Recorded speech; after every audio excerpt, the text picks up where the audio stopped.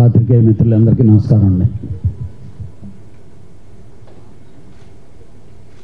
యాక్చువల్గా ఈ video piracy cell Telugu film ఛాంబర్లో అప్పుడు నేను సెక్రటరీగా ఉన్నా. దీనికి ఒక రూమ్ కేటాయించి ఎక్విప్మెంట్ తెప్పించి ఆ రోజు చాలామంది అన్నారు వీడియో పైరసీ ఎలాగా దీన్ని అరికట్టం, శ్రీనివాసరావు గారు అరికట్టం ఇవన్నీ సాధ్యమేనా అని డిస్కషన్ జరిగి, అంటే దానికి అయ్యే ఖర్చు ఏ విధంగా భరిస్తారు, ఎలా జరుగుద్ది అవన్నీ లెక్కలేసుకున్నప్పుడు మన ఇండస్ట్రీని కాపాడుకునే దానికి మన ప్రయత్నాలు చెయ్యాలి అనే గట్టి పట్టుదలతో స్టార్ట్ అయినటువంటి Telugu film chamber video piracy cell, దీంట్లోంచి ఆల్రెడీ రిటైర్డ్ అయిన పోలీస్ ఆఫీసర్స్ని ఎంగేజ్ చేసామండి. ఎందుకనంటే మనకి మన బాడీకి అని చెప్పి టోటల్గా రిటైర్డ్ అయిన పోలీస్ ఆఫీసర్ని అందరినీ ఎంగేజ్ చేసి ఇదొక టీం లాగా చాలా స్ట్రాంగ్గా చేసాం. దీనికి సపరేట్ వెహికల్స్, సపరేట్ ఫోరం, దాని మీద ఎవరు కూడా ఏంటంటే దాన్ని సీక్రెసీగా మెయింటైన్ చేస్తూ చేస్తే చాలామందికి తెలియంది ఏంటంటే యూకేలో స్కాట్లాండ్ పోలీస్ అంటే చాలా స్ట్రాంగు, చాలా సిన్సియర్గా చేస్తారంటారు. ఆ స్కాట్లాండ్ పోలీసులే మన తెలుగు ఛాంబర్ వారిని పిలిచి మన ఎఫర్ట్కి హాలీవుడ్ ఫిల్మ్స్ని కూడా మనం చాలా వరకు చేసి వాళ్ళకన్నీ లింకులు ఇచ్చాం. చేస్తే కొన్ని సంవత్సరాలు మనకి డబ్బు కూడా పంపారండి. వాళ్ళు ఫండ్ కింద డబ్బు పంపడం జరిగింది స్కాట్లాండ్ పోలీస్ డిపార్ట్మెంట్. ఆ తర్వాత మన రాజ్ కుమార్ అని చెప్పి క్యాడ్ ఎంటర్టైన్మెంట్లో ఉండేవాడప్పుడు రాజ్ కుమార్ని కూడా ఆ సెల్కి మళ్ళీ ఒక చైర్మన్ లాగా చేసి, అంటే ఎవరెవరు బాగా దాని మీద పార్టిసిపేట్ చేయగలరో చేస్తే ఒక పెద్ద ముఠాన్ని పట్టుకోవటం జరిగింది. ఆడి పేరు గాడ్, వారికి నిక్నేము గాడ్. ఆస్ట్రేలియాలో మెల్బోర్న్లో చాలా పెద్ద ఆఫీస్ అండి, ఒక పెద్ద ఆఫీస్. దాన్ని ఇంటర్నేషనల్ లెవెల్లో వాడిని అరెస్ట్ చేసి అప్పుడే మనం అసలు వీటి మీద వీడియో పైరసీ అనే యాక్ట్ మీద ఎంత ఈజియెస్ట్ వేగా వాడు బయటకు వచ్చేయచ్చో లూప్హోల్స్ అన్నీ తెలుసుకొని గవర్నమెంట్ని సంప్రదించి ఇదే మన ఫిలిం ఫెడరేషన్ ఆఫ్ ఇండియా నుంచి లీడ్ చేసి లాస్ట్ పార్లమెంట్లో బిల్లు కూడా పాస్ అయింది. పాత రోజుల్లో 2వ వారం 3వ వారం వచ్చి వాళ్ళు మళ్ళీ మనల్ని ఛాలెంజ్ చేస్తుండేవాళ్ళు. ఇది ఎంత దూరం వెళ్ళిందో మీ అందరికీ తెలిసే ఉంటుంది. ఒకసారి మహేష్ బాబు గారి మీద కూడా ఇదే వీడియో పైరసీ దీని మీద అక్కడికి వెళ్ళేసి షాపుల మీద వెళ్ళి ఈ చేస్తే కేసు కూడా బుక్ అయింది. అంటే మన ప్రయత్నం మనం గట్టిగా చేస్తున్నాం, చేసాం. ఛాంబరు ఈరోజు కూడా కాలరెత్తుకొని మనం చెప్పగలం, ఆల్ ఓవర్ ఇండియాలో Telugu film chamber of commerce ఒక్కటే ఈ వీడియో పైరసీ సెల్ మెయింటైన్ చేస్తూ స్టిల్ 24 hours 365 days వర్క్ చేస్తూ లింకులు తీయటం అయితేమి, లింకులు పట్టుకోవటం అయితేమి, కొందరికి క్లూలు ఇవ్వటం అయితేమి, ఇవన్నీ జరిగినాయి. మధ్యలో ఒక పేజ్లో ఇక్కడ కూడా చిన్న చిన్న తప్పులు జరిగితే అసలు క్లోజ్ చేసేద్దాం అనే ఒక దీనికి వచ్చినప్పుడు లేదు మనం చేసిన ఎఫర్ట్లు చాలా గొప్పవి, మనం సాగిద్దామని ఇక్కడ ఇంకా ఇంకోటి చేయటం జరిగింది. ఒకప్పుడు ఎక్కడికక్కడ కొత్త వరవడి స్క్రీన్ మీద నుంచి కెమెరాలు థియేటర్లో తీసేస్తున్నారని స్క్రీన్స్ కొన్ని అరేంజ్ చేస్తే దాన్ని క్యాప్చర్ చేయలేనటువంటి టెక్నికల్ కూడా టెస్టులు చేయటం జరిగింది. ఇంకా సాంకేతికత వస్తుంది. డెఫినెట్గా దీని మీద మనం ఇంకా పరిశోధించాలి. ఏది ఏమైనప్పటికీ నిన్న ఐ బొమ్మ రవి నా భాషలో నిజంగా చెప్పాలంటే అండి,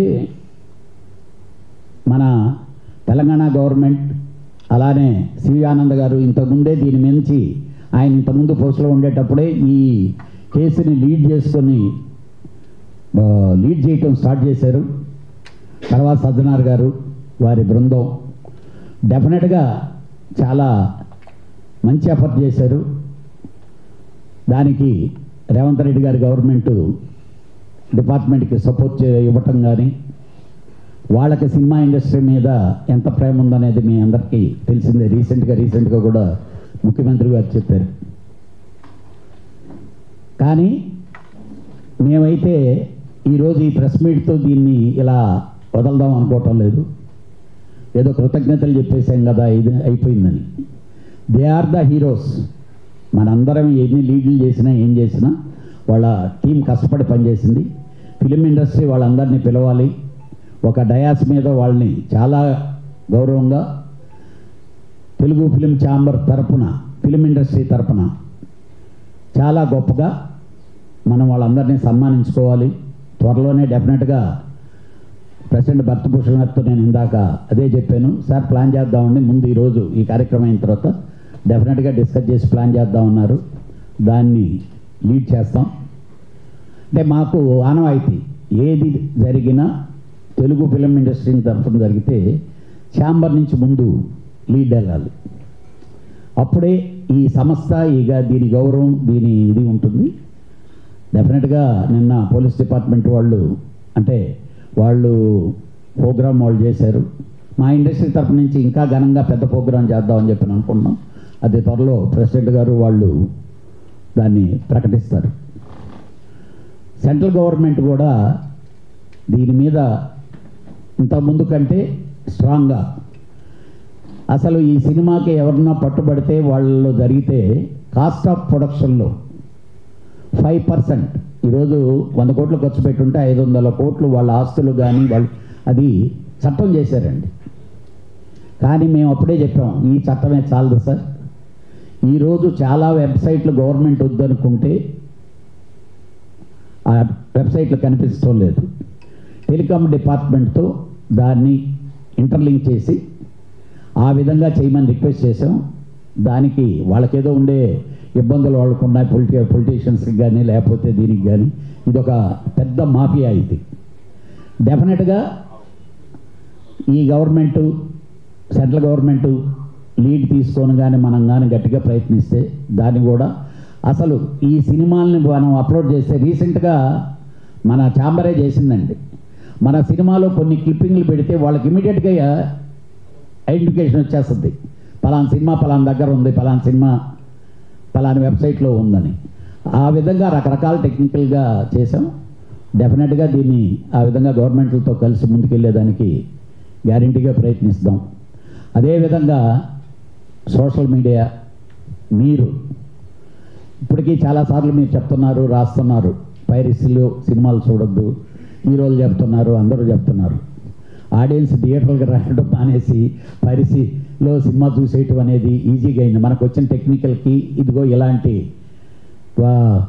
ఐబొమ్మ రవి ఇలాంటి వాళ్ళు చేసేటటువంటి ఇస్తుండేటటువంటి క్వాలిటీకి, పాత రోజులు ఇంత క్వాలిటీ ఉండేవి కాదు. ఇప్పుడు మరీ హెచ్డి క్వాలిటీలు అన్నీ తీసుకొని రిలీజ్ చేస్తే ఆటోమేటిక్గా ఇంట్లో కూర్చొని హ్యాపీగా పకోడీ తింటా పిల్లలతో సరదాగా ఫ్యామిలీతో మాట్లాడుకుంటా సినిమా చూడటం అలవాటైపోయింది. దానివల్ల ఎంత నష్టపోతున్నామో మనందరికీ తెలుసు.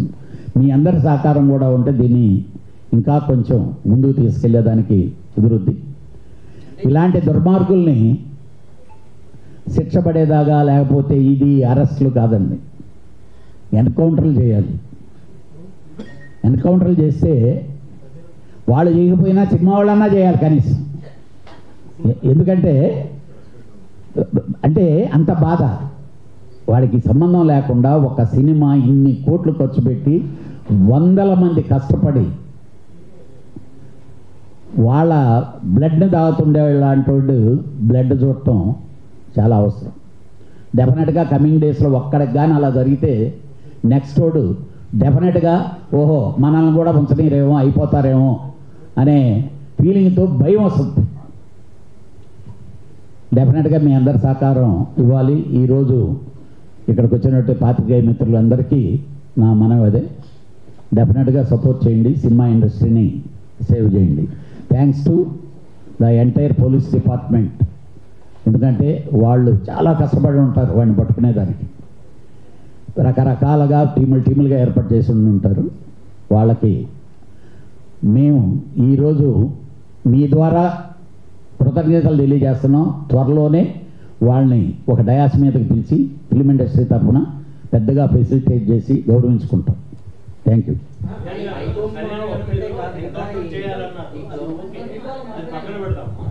కడుపు మంటతో మాట్లాడే మాట ఉంది సార్.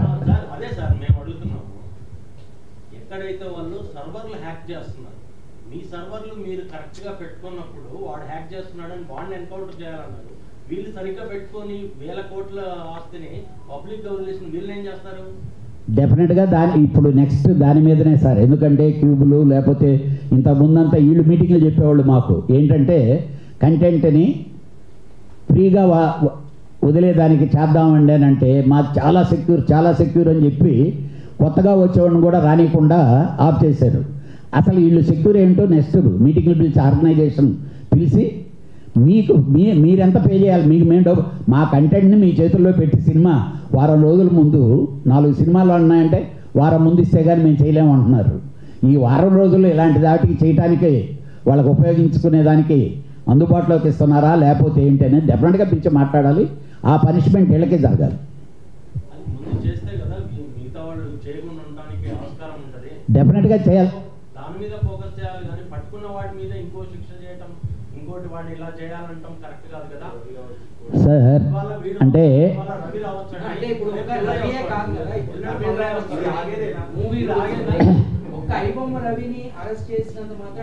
అంటే ఒకటి ఉంది సార్, దొంగతనంగా వ్యాపారాలు చేసేవాళ్ళు చాలామంది చేస్తూ ఉంటారు. రకరకాల వ్యాపారాలు చేసేవాళ్ళు, దొంగ వ్యాపారాలు చేసేవాళ్ళు. దమ్ముంటే మీరు పట్టుకుంటారా, లేకపోతే చూడండిరా నన్ను అనేవాడిని ఏం చేయాలి?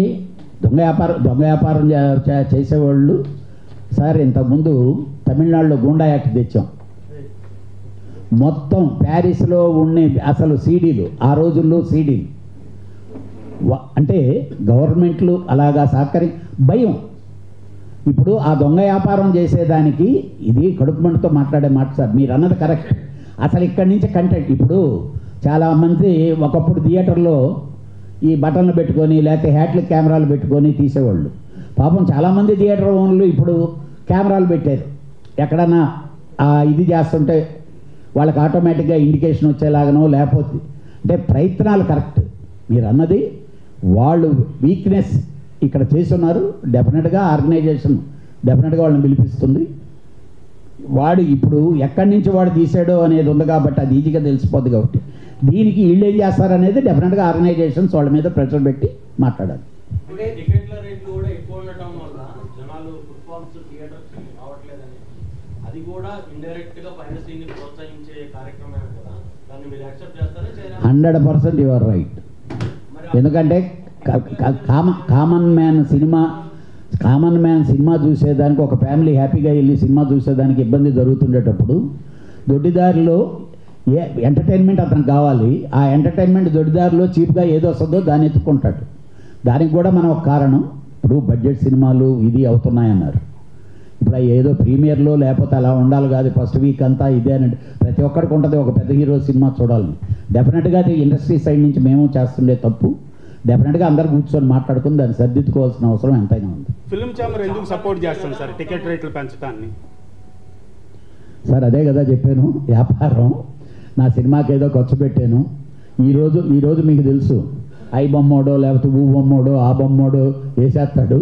ఈ లోపల నంబర్ ఆఫ్ స్క్రీన్లు చేసి నేను సొమ్ము రికవర్ చేసేదానికి ఈ దారి ఎత్తుక్కున్నాను. ఈ దారి వల్ల ఇప్పుడు ఇబ్బంది జరిగింది అనేది నేనే తెలుసుకున్నా. ఇప్పుడు నా సినిమాకి టికెట్ ఒక్కో సినిమాకి అడ్వాంటేజ్ అవుతుంది, స్టార్స్ సినిమాకి ఏదో అడ్వాంటేజ్ అవుతుంది. ఒక షోకి 2 షోలకి 3 షోలకి. సినిమా బాగలేదంటే వీళ్ళు టికెట్ తగ్గించినా వాళ్ళు వెళ్ళటం లేదు. ఇంకా ఎందుకంటే వాళ్ళ మైండ్లో అది ఫిక్స్ అయిపోయింది, ఇది ఇంతంత రేట్లు ఉన్నాయిలే, మనం వెళ్ళలేములే, మనం చూడలేములే అని. సార్ మీ స్వార్థం మీరు చూసుకుంటున్నారు, ప్రేక్షకులు కూడా అతన్ని అభినవ రాబిన్ హుడ్ అంటున్నారు.